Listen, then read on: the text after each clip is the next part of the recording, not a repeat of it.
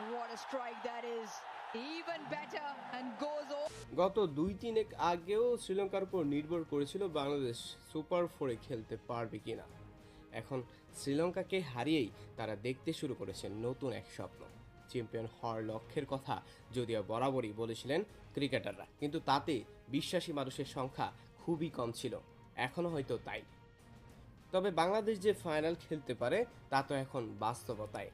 Asia কাপের super ফোরে গত শনিবার 20 সেপ্টেম্বর দুবাইয়ে শ্রীলঙ্কাকে 4 উইকেটে হারিয়ে দেওয়ার পর বাংলাদেশের সামনে এখন পথটা খুবই সহজ। ভারত বা পাকিস্তানের কাউকে হারিয়ে দিতে পারলেই তাদের জন্য খোলা হবে ফাইনালের দরজা। সেই স্বপ্নে বাংলাদেশ আরও এক ধাপ এগিয়েছেন বলে মনে করেন লঙ্কানদের বিপক্ষে ম্যাচ সেরা সাইফ হাসান।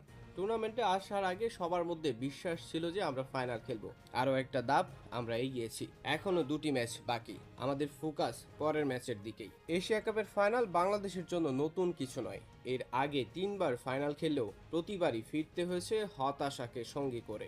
এবারও একই রকম গল্প হলে নতুন আর কি।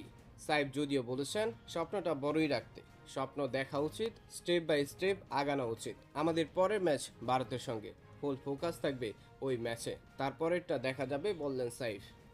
শ্রীলঙ্কার বিপক্ষে 159 রান তাড়া করতে নেমে শুরুতেই প্রথম ওভারেই উইকেট হারিয়ে ফেলেছিল বাংলাদেশ, কিন্তু এরপরেই বাংলাদেশের হাল ধরেন সাইফ হাসান।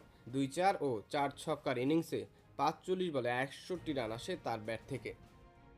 শ্রীলঙ্কার বিপক্ষে ম্যাচ জিতিয়ে এসে সাইফকে মুখোমুখি হতে হয় মজার এক প্রশ্নের। তার মামার বাড়ি শ্রীলঙ্কায়, তাদের হারিয়ে দেওয়ার অনুভূতি কি একটু আলাদা?